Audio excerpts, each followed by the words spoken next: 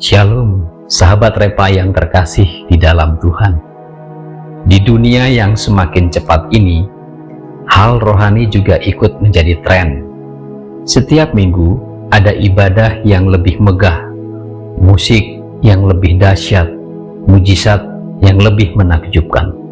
Namun di tengah semua keajaiban itu, ada satu pertanyaan yang menembus hati kita. Apakah semua yang tampak rohani benar-benar berasal dari Tuhan? Hari ini banyak gereja berkembang dengan pesat, tapi hati manusia justru makin dingin terhadap kebenaran. Banyak orang kagum oleh kuasa, tapi lupa akan salib. Dan di titik inilah bahaya terbesar muncul, bukan dari luar, tapi dari dalam. Iblis tidak lagi menakut-nakuti, ia meniru. Ia belajar bagaimana cara berbicara seperti nabi, bernyanyi seperti jemaat, bahkan berkhotbah seperti gembala. Tapi iblis mengosongkan semua itu dari kebenaran Kristus. Sahabat, inilah pesan dari Rasul Paulus dalam 2 Tesalonika 2 ayat 1-12. Pesan yang tajam, pesan yang relevan dan profetik, yaitu ketika gereja berhenti mengasihi kebenaran, iblis mulai belajar dari gereja. Rasul Paulus menulis kepada jemaat Tesalonika, gereja muda yang hidup di tengah kota besar, kota yang modern dan penuh ide baru. Mereka giat, rindu akan kedatangan Kristus, tapi mulai goyah karena banyak ajaran yang berkata, hari Tuhan sudah datang. Jemaat panik, mereka menunggu tanda-tanda gaib, tanda-tanda ajaib. Mereka mulai berhenti bekerja dan kehilangan arah. Rasul Paulus menegur mereka dengan tegas, sebelum Kristus datang, akan muncul kemurtadan dan manusia durhaka. Dalam bahasa Yunani, Rasul Paulus memakai kata apostasia, artinya pemberontakan total terhadap kebenaran. Dan juga istilah ho anthropos tes anomias, artinya manusia tanpa hukum. Artinya bukan sekedar tokoh jahat, tapi sistem rohani yang menolak otoritas Kristus. Kemudian Rasul Paulus berkata, rahasia kedurhakaan telah mulai bekerja. Di ayatnya yang ke-7, kata mysterion tes anomias menggambarkan dosa yang bekerja secara tersembunyi di balik simbol-simbol rohani. Inilah inti peringatan Rasul Paulus. Iblis tidak menyerang dari luar, ia meniru dari dalam. Ia memakai gaya gereja, tapi kehilangan isi kebenaran. Ia memakai bahasa kasih, tapi tidak membawa pertobatan. Ia memakai tanda-tanda dan mujizat, tapi tidak menuntun kepada salib. Lalu Rasul Paulus memberi peringatan keras. Mereka tidak mengasihi kebenaran yang dapat menyelamatkan mereka. Ayat 10. Kata mengasihi di sini bukan mengetahui, tetapi agapesai, yang artinya mencintai dengan hati yang tulus.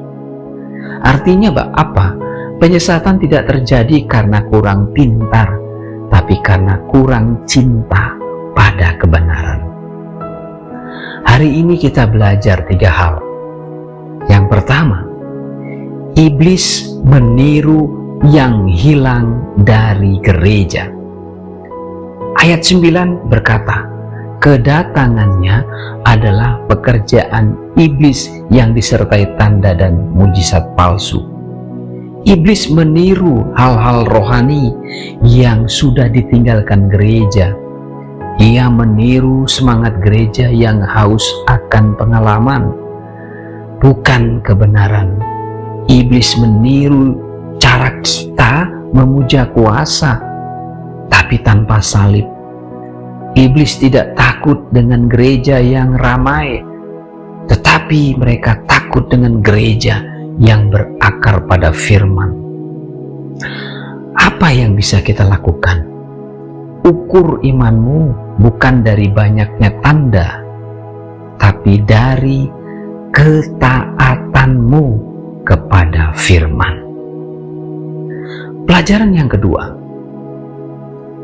bahaya terbesar bukan ditipu iblis, tetapi bahaya terbesar adalah kita menyukai tipuannya. Dalam ayat 11 dikatakan, Allah mendatangkan kesesatan atas mereka. Rasul Paulus menegaskan, Tuhan mengizinkan orang yang tidak mengasihi kebenaran tenggelam dalam kebohongan yang mereka sukai. Inilah yang disebut plain delusi rohani. Bukan karena Tuhan kejam, tapi karena manusia menolak kebenaran yang tidak nyaman. Bahaya terbesar bukan ketika kita ditipu, tapi ketika kita menikmati kebohongan rohani. Apa yang bisa kita lakukan? Mari kita refleksi diri kita masing-masing. Apakah kita masih mencari kebenaran yang mengubah, atau hanya kebenaran yang menyenangkan telinga kita? Pelajaran yang ketiga, kebenaran adalah nafas yang membinasakan kepalsuan. Dalam ayatnya yang ke-8 dikatakan, Tuhan Yesus akan membinasakan si pendurhaka dengan nafas mulutnya.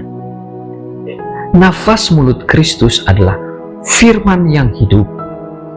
Kuasa iblis hanya bertahan selama gereja diam. Tapi ketika gereja berbicara kebenaran dengan kasih, semua kepalsuan runtuh.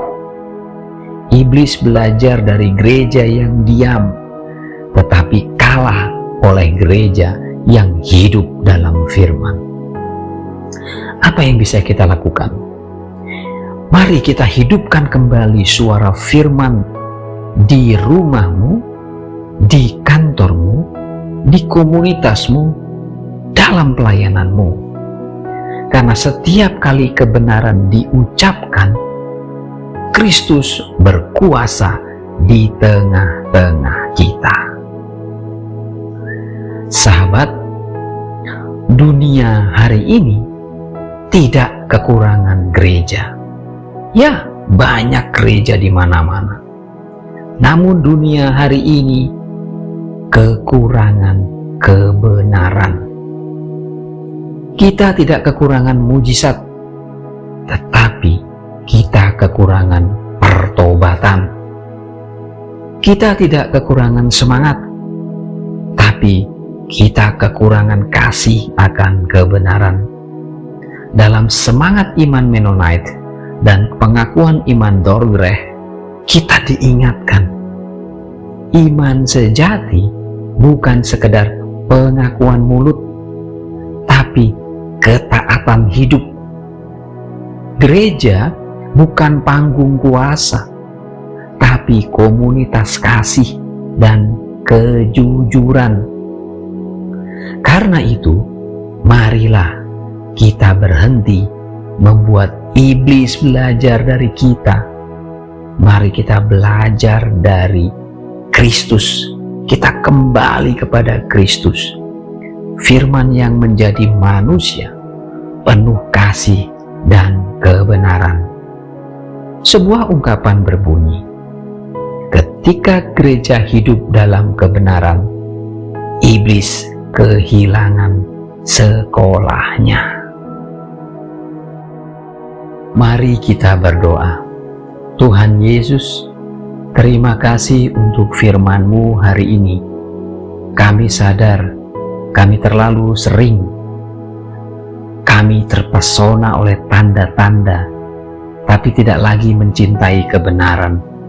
Tolong kami ya Tuhan, supaya gereja-Mu tidak menjadi tempat iblis belajar, melainkan tempat dunia melihat Engkau yang hidup.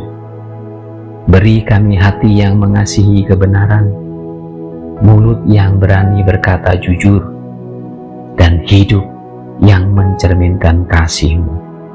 Dalam nama Tuhan Yesus Kristus, kami berdoa dan bersyukur. Amin.